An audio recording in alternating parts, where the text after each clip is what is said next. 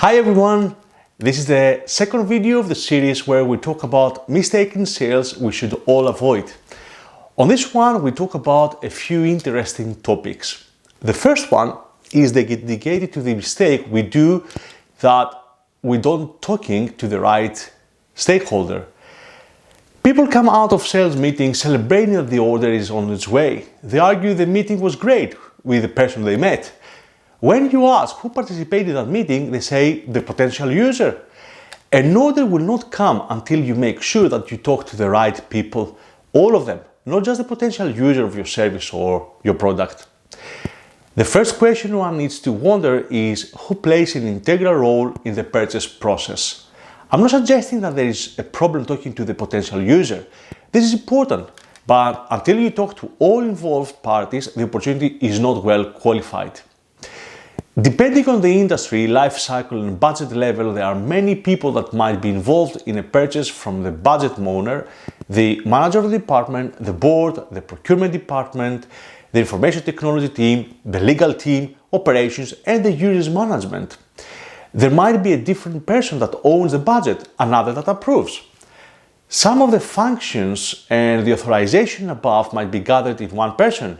This is something that one needs to find out. Follow the people mentioned above.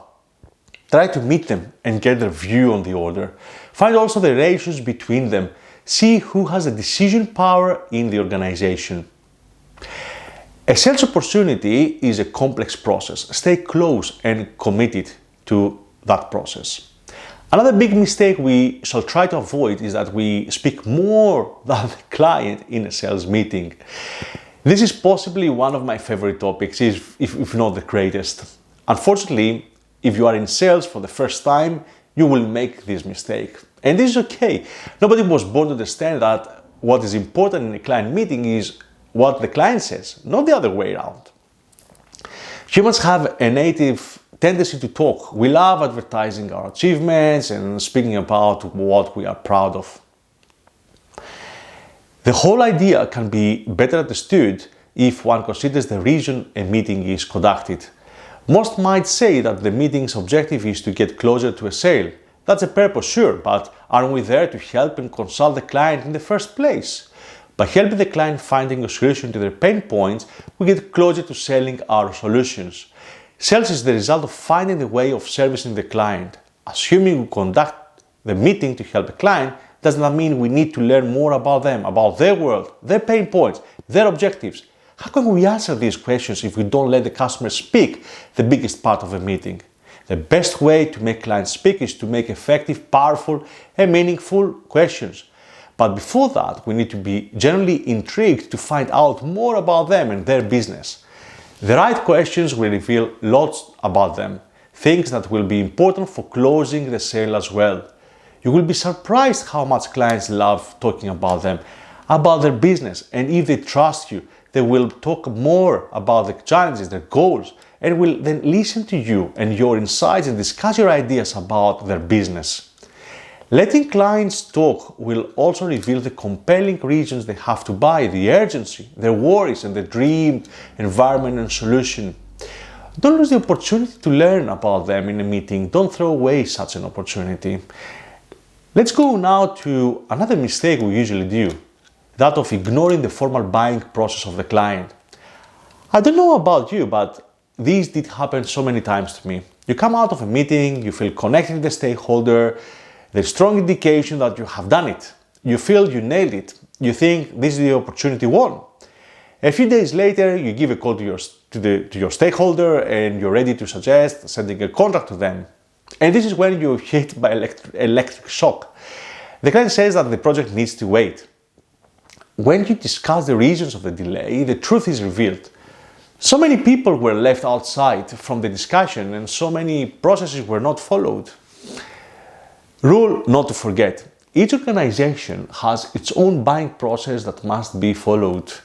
This depends on the industry, the size of the organization, the regulatory space in the industry and the country, the corporate governance rules of the company. In many cases, besides the business people one is talking to during the sales process, there are others that should be involved.